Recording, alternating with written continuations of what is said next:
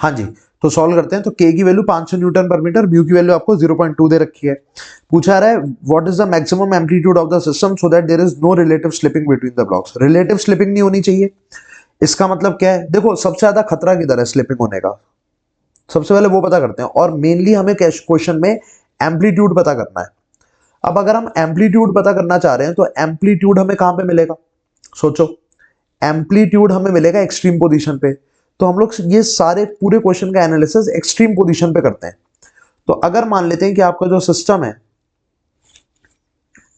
मान लेते हैं ये आपकी मीन पोजीशन थी, and let us suppose spring जो है वो खिंच गया है, और फाइनली ये सिस्टम यहां पे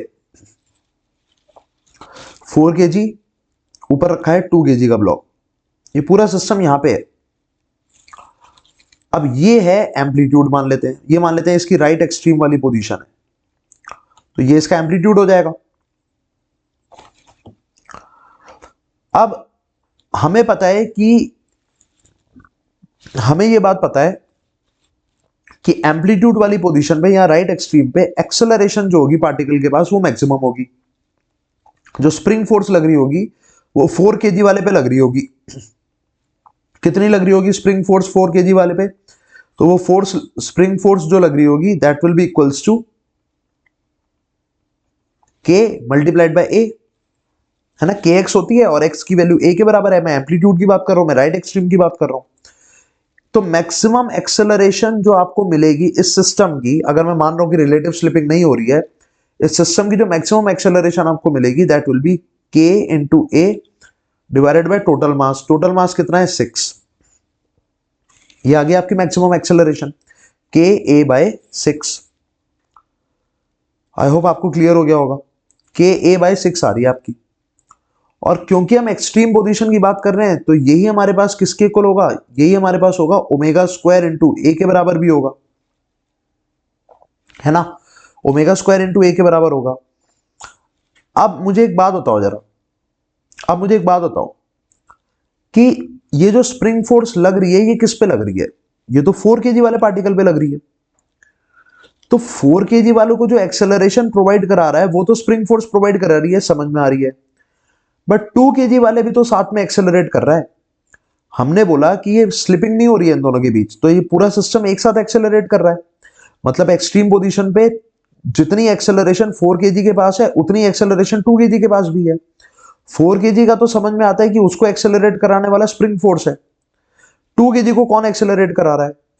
तो बिल्कुल आपने सही सोचा है, 2 kg को स्प्रिंग फोर्स, सॉरी 2 kg को फ्रिक्शन एक्सेलरेट करा रहा है। और सोच के देखिए 2 kg पे फ्रिक्शन किधर लग रहा होगा? तो बहुत सिंपल है, अगर हम 2 kg को एनालाइज करें तो 2 kg वाला जो पार्टिकल है उस पे एक्सेलरेशन इधर की तरफ है, मैक्सिमम एक्सेलरेशन लग रही है उस पे भी। तो 2 kg वाले की एक्सेलरेशन अगर इधर है तो ऑब्वियस ही बात है उस पर जो फ्रिक्शन लग रही होगी वो भी इधर ही लग रही होगी। और क्योंकि रिलेटिव स्लिपिंग नहीं हो रही है तो कौन सी फ्रिक्शन लग रही होगी? स्टैटिक। अगर तुमसे कोई पूछे सर स्टैटिक फ्रिक्शन की वैल्यू कितनी है, तो मैं बोलूंगा स्टैटिक फ्रिक्शन की वैल्यू जो है वो मास इनटू एक्सेलरेशन हो जाएगी। तो मास of 2 kg block which is 2 multiplied by क्या हो जाएगा? एक्सेलरेशन। और एक्सेलरेशन मैंने अभी क्या निकाली थी? के ए बाय 6। तो ये आ जाएगी के ए बाय 3। अब ये तो स्टैटिक फ्रिक्शन, बट हमें पता है कि स्टैटिक फ्रिक्शन की भी एक लिमिट होती है। अब तुम ध्यान से देखोगे तो स्टैटिक फ्रिक्शन जो है वो एम्पलीट्यूड पे डिपेंड कर रहा है। मतलब क्या मैं एम्पलीट्यूड बढ़ाता जाऊंगा इसका और स्टैटिक फ्रिक्शन लगती जाएगी, ज्यादा बढ़ती जाएगी? तो एक तो लिमिट होगी ना जहां पे स्टैटिक फ्रिक्शन भी अपनी लिमिटिंग फ्रिक्शन को क्रॉस कर जाएगी। अगर वो क्रॉस कर गई उसके बाद इनके बीच में रिलेटिव स्लिपिंग शुरू हो जाएगी।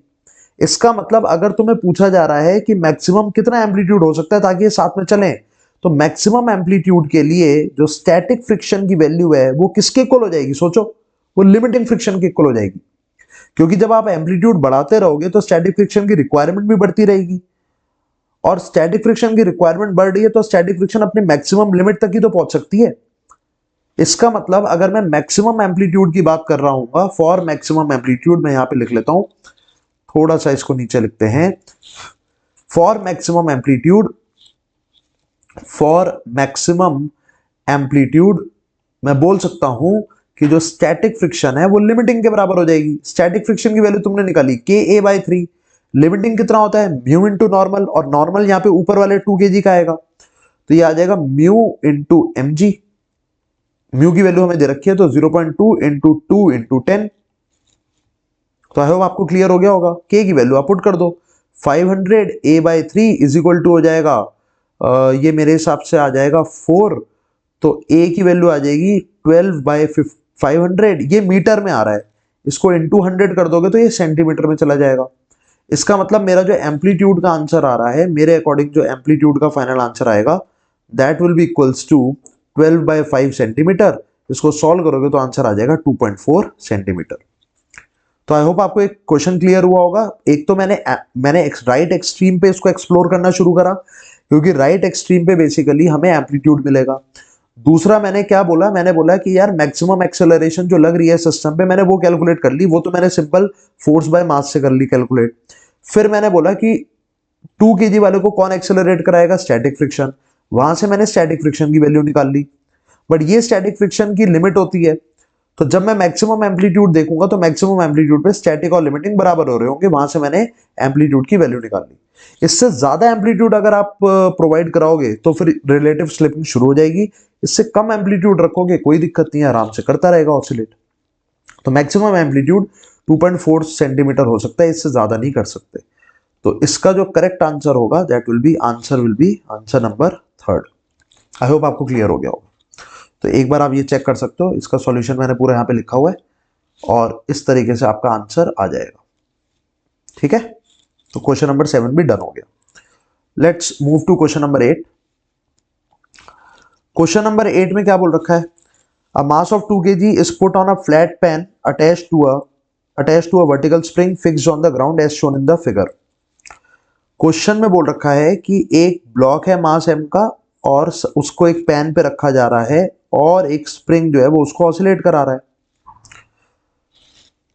मास इसका दे रखा है, मास की वैल्यू दे रखी है 2 kg, स्प्रिंग कांस्टेंट भी दे रखा है अपने को 200 न्यूटन पर मीटर।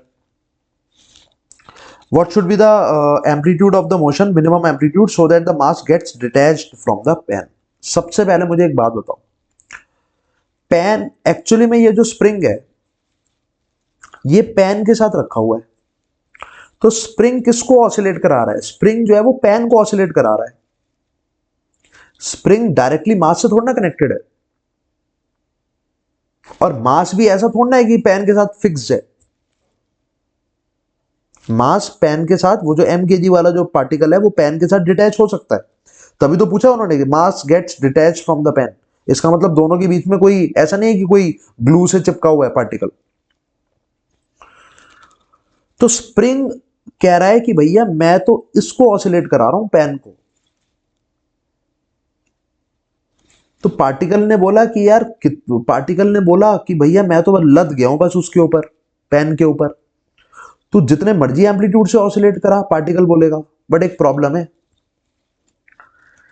पार्टिकल बोलेगा भैया तुझे इसको जितने मर्जी उससे ऑसिलेट कराना है तू करा, बट एक कंडीशन है कि मैं डिटैच नहीं होना चाहिए मुझे। कहीं पता लगे इतना तेज एम्पलीट्यूड कर दिया, इतना ज्यादा एम्पलीट्यूड कर दिया कि ये वाला पार्टिकल इसके साथ डिटैच ही हो गया।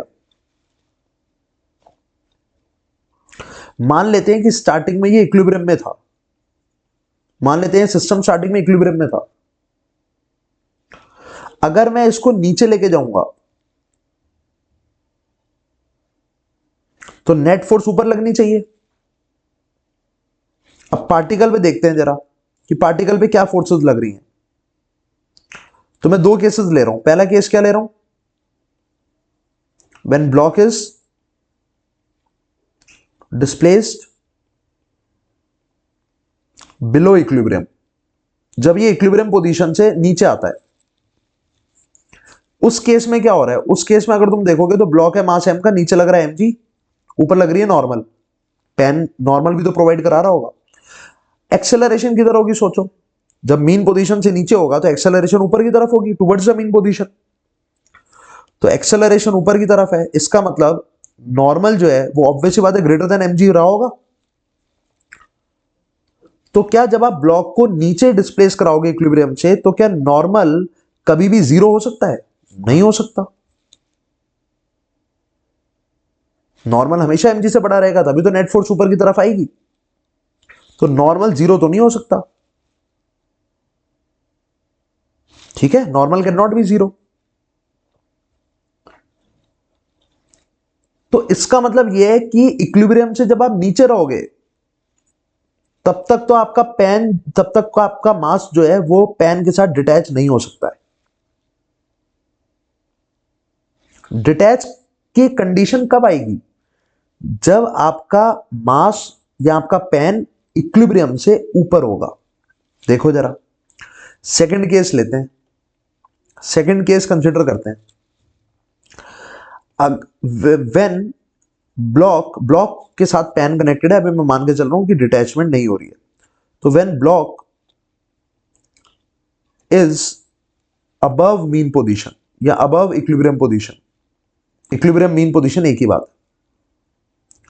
जब ब्लॉक अबव इक्विलिब्रियम पोजीशन होगा, फिर से मैंने ब्लॉक का एफबीडी बनाया, एमजी लग रहा है नीचे, नॉर्मल लग रहा है ऊपर, और एक्सेलरेशन इस बार नीचे की तरफ है, क्योंकि एक्सेलरेशन या नेट फोर्स हमेशा टुवर्ड्स द मीन पोजीशन होनी चाहिए अगर एसएचएम कर रहा है तो।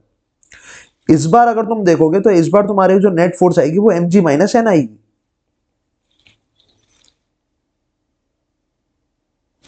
इतनी क्लियर हुई बात? इस बार net force mg minus N आएगी। तो जब आप मीन पोजीशन से ऊपर हो तो वहां पे खतरा है नॉर्मल के जीरो होने का, क्योंकि वहां पे नेट फोर्स नीचे आ रही है। अब लॉजिकली सोच के देखो, सबसे ज्यादा खतरा नॉर्मल के जीरो होने का कहां पे होगा? सोचो, अगर ये अपनी एक्सट्रीम पोजीशन पे होता, देखो mg माइनस एन जो है वो m इंटू ए के बराबर होगा, मानते हो ये बात? तो नॉर्मल किसके बराबर हो जाएगा? सुनते रहे ना, बहुत अच्छा क्वेश्चन है। नॉर्मल किसके बराबर होगा? एक सेकेंड। नॉर्मल अगर हम देखेंगे तो नॉर्मल जो है वो mg माइनस एम ए के बराबर होगा। सोचो अगर एक्सेलरेशन बढ़ती रहेगी, मैं अभी मीन पोजीशन से ऊपर की बात कर रहा हूं, एक्सेलरेशन अगर मैं ज्यादा करता रहूंगा तो नॉर्मल घटता रहेगा। तो नॉर्मल के जीरो होने के चांसेस कहां पे हैं? जहां एक्सेलरेशन सबसे ज्यादा। एक्सेलरेशन सबसे ज्यादा किधर हो सकती है? एक्सट्रीम पोजीशन पे। तो मैं लिख सकता हूं कि maximum chance of detaching, maximum chance of detaching मतलब नॉर्मल के जीरो होने की chance is eight extreme position, is eight extreme position. Extreme position पे सबसे ज्यादा चांस है डिटैचमेंट के, ठीक है भाई। एंड एक्सट्रीम पोजीशन पे एक्सेलरेशन कितनी होगी? Eight extreme position what will be the acceleration? It will be A omega square.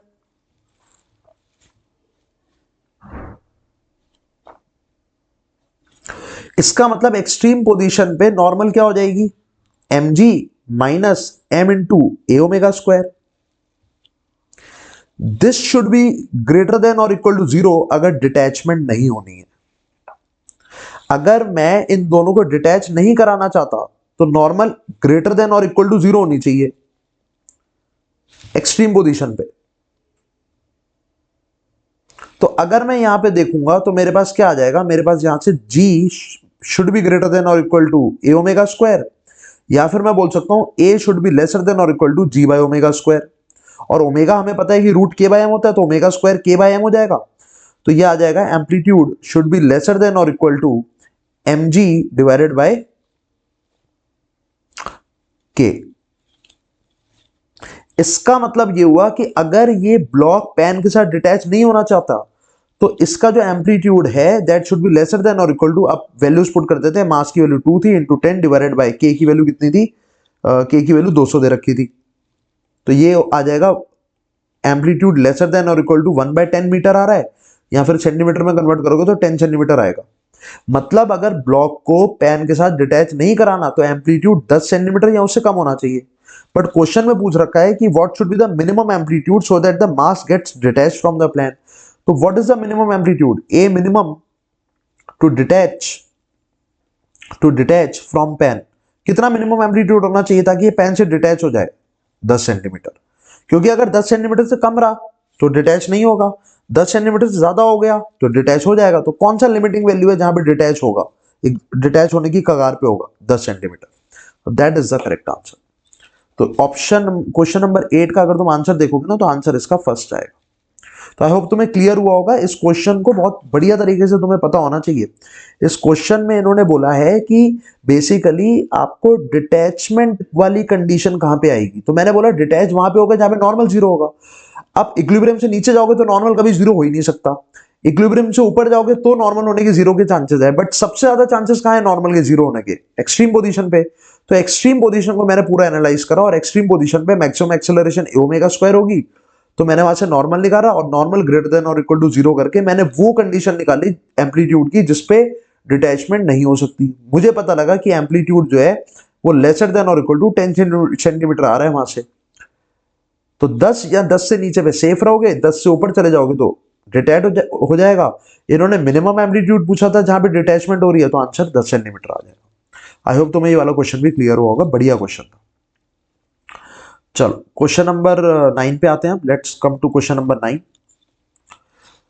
Statement 1 बोल रहा है body is executing SSM on a straight line when its displacements from the mean position are इतना and इतना, its velocities are 10 centimetre and 8 centimetre, then the time period of oscillation is. देखो इसके अंदर मैं तुम्हें सही बात बताऊं तो इसको करने का तरीका क्या होगा, मैं तुम्हें जनरल प्रूफ करा देता हूं, उसी से दोनों स्टेटमेंट्स प्रूव हो जाएंगी।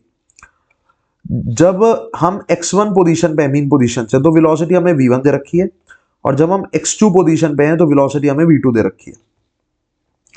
तो हम फॉर्मूला लगाएंगे v बराबर omega under root of a square minus x square वाला। ठीक है, x की जगह y1 y2 ले लो क्योंकि इन्होंने नेक्स्ट स्टेटमेंट में y1 y2 यूज करा, तो y1 y2 ले लेते हैं। तो यहां पे आ जाएगा omega under root of a square minus y square. तो पहली वाली कंडीशन के लिए क्या लिखेंगे v1, अच्छा मैं स्क्वायर भी कर देता हूं साथ में, तो v1 स्क्वायर क्या हो जाएगा omega square into A square minus y1 square. इसको खोल दोगे तो ये आ जाएगा omega square A square minus omega square y1 square. Equation number 1 ले लेते हैं। सेकेंड कंडीशन में v2 square is equal to हो जाएगा omega square A square minus omega square y2 square. अब मुझे फाइनल आंसर में एम्पलीट्यूड नहीं चाहिए क्योंकि सेकंड स्टेटमेंट में कोई एम्पलीट्यूड नहीं दे रखा, मुझे ओमेगा चाहिए ताकि मैं उससे टाइम पीरियड निकाल पाऊं। मैं इन दोनों को सब्ट्रैक्ट कर देता हूं, तो v1 square minus v2 square क्या हो जाएगा? जब तुम इन दोनों को सब्ट्रैक्ट करोगे ये तो कैंसिल आउट हो जाएगा, है ना। तो तुम्हारे पास आ जाएगा माइनस का omega square y1 square plus का ओमेगा स्क्वायर y2 स्क्वायर आ जाएगा। यहां से अगर तुम ओमेगा की वैल्यू कैलकुलेट करोगे तो तुम्हें मिलेगा v1 square minus v2 square divided bye y2 square minus y1 square का अंडर रूट। और टाइम पीरियड अगर तुम कैलकुलेट करोगे तो टाइम पीरियड तुम्हारे पास आ जाएगा 2 pi under root of y2 square minus y1 square divided by v1 square minus v2 square.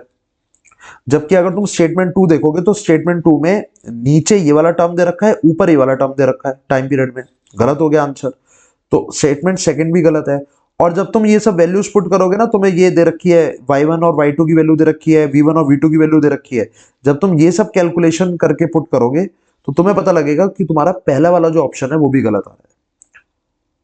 तो आई होप तुम्हें समझ में आ गया होगा। इसको पुट करके देखना, यहां से तुम्हें पता लगेगा कि दोनों ही स्टेटमेंट्स जो है वो इनकरेक्ट है। तो इसका करेक्ट आंसर हो जाएगा फोर्थ। पुट कर लेना, बस वैल्यूज पुट करनी है, मैंने बाकी प्रूफ करा दिया तुम्हें। वैल्यूज पुट करके देखना, आंसर आ जाएगा। ठीक है, तो ये हो गया क्वेश्चन नंबर 9 का सॉल्यूशन। चलो लास्ट क्वेश्चन पे आते हैं, क्वेश्चन नंबर 10। क्वेश्चन नंबर 10 में बोल रखा है the time period of a stationary pendulum on the earth is t। Stationary pendulum का time period 2 pi root l by G होता है। Time period of a simple pendulum under acceleration is t dash. तो t dash की value अपने को पता है कि अगर एक्सेलरेट करेगा पेंडुलम तो t डैश हो जाएगा 2 pi under root of l by g effective. तो जी इफेक्टिव की कॉरेस्पॉन्डिंग अपने को करने थे। पूछा जा रहा है पहले वाले केस में ए वाले ऑप्शन में बोला जा रहा है कि अच्छा अपने को निकालना क्या, अपने को टी डैश बाई टी निकालना है। तो टी डैश बाई टी अगर तुम देखोगे, इसको डिवाइड करो, T dash by T calculate करोगे तो 2 पाई कट जाएगा। तो ये आ जाएगा तुम्हारे पास अंडर रूट ऑफ मेरे हिसाब से आ जाएगा G divided by G effective आ जाएगा तुम्हारे पास। तो सिर्फ G इफेक्टिव निकालना है। पहले वाले केस में free fall of a lift हो रहा है, फ्री फॉल में हमें पता है G इफेक्टिव जो है वो 0 हो जाता है, क्योंकि G इफेक्टिव जो है वो G माइनस ए होता है और A की वैल्यू G होती है, तो G माइनस ए 0 हो जाएगा। तो T डैश की वैल्यू क्या हो जाएगी, T डैश अपॉन T हो जाएगा under root of G divided by 0। तो T डैश अपॉन T कितना आ जाएगा, इनफाइनाइट आ जाएगा। इसका मतलब पहले वाले ऑप्शन का ए का जो आंसर, ए का जो मैचिंग होगा वो P के साथ होगा। ठीक है, ए का मैचिंग P के साथ हो रहा है। बी ऑप्शन देख लेते हैं। बी ऑप्शन में बोल रखा है vehicle moving horizontally with acceleration है। हमें पता है कि अगर हम किसी व्हीकल को ए एक्सेलरेट करा दें हॉरिजॉन्टली, तो हमारे पास जो पेंडुलम है वो पीछे खिसक जाता है, और जो जी इफेक्टिव यहाँ पे निकल के आता है वो under root of g square plus a square होता है। तो यहाँ से अगर हम टी डैश अपॉन टी की वैल्यू कैलकुलेट करेंगे तो हमारे पास कितना आ जाएगा, हमारे पास ये आ जाएगा under root of ji upon under root of g square plus a square. तो इसका जो बी का ऑप्शन मैच हो रहा है वो किससे मैच हो रहा है, बी का ऑप्शन मैच हो रहा है एस से। फिर हम लोग सी पार्ट पे आते हैं। सी पार्ट पे अगर हम देखेंगे तो सी पार्ट में हमें बोल रखा है कि lift with acceleration A moving up. Acceleration A से ऊपर जा रही है तो जी इफेक्टिव कितना होता है, जी प्लस ए हो जाता है। तो यहां से अगर हम टी डैश अपॉन टी देखेंगे तो ये आ जाएगा under root of G divided by G plus A. तो सी किससे मैच हो रहा है, सी मैच हो रहा है आर से। सी जो है वो आर से मैच हो रहा है। और लास्ट में अगर हम डी ऑप्शन देखेंगे तो डी ऑप्शन में हमें क्या बोल रखा है, डी ऑप्शन में हमें बोल रखा है कि lift with acceleration A moving down, lift with acceleration A moving down. तो यहां पे हमारा जो जी इफेक्टिव हो जाएगा वो जी माइनस ए हो जाएगा। यहां से अगर हम T dash upon T calculate करेंगे तो हमारे पास आंसर आ जाएगा under root of ji upon G minus A. तो जी माइनस ए पुट करेंगे तो डी का ऑप्शन किससे मैच हो रहा है, क्यू से। तो इन चारों ऑप्शन की कॉरेस्पॉन्डिंग जब तुम देखोगे तो इसका जो करेक्ट आंसर आ जाएगा वो आ जाएगा आंसर नंबर 1। तो आई होप तुम्हें सारे क्वेश्चंस क्लियर हो गए होंगे। अच्छे क्वेश्चंस थे इस पर्टिकुलर डीपीपी में, इसी वजह से थोड़ा टाइम भी ज्यादा लगा मुझे डीपीपी को रिकॉर्ड करने में, बट बढ़िया क्वेश्चन थे। सॉल्यूशन चेक करना, जो भी तुम्हें डाउट आ रहा है इजीली क्लियर हो जाएंगे। ठीक है, तो चलो यार यहीं तक रखते हैं। और डीपीपी, सारी डीपीपी की सॉल्यूशन मैंने अपलोड कर दी ऑसिलेशंस की, और अगली वीडियो में मैं तुम्हें वेव्स की डीपीपीस अपलोड करना शुरू करूंगा। ठीक है, चलो थैंक यू, बाय बाय।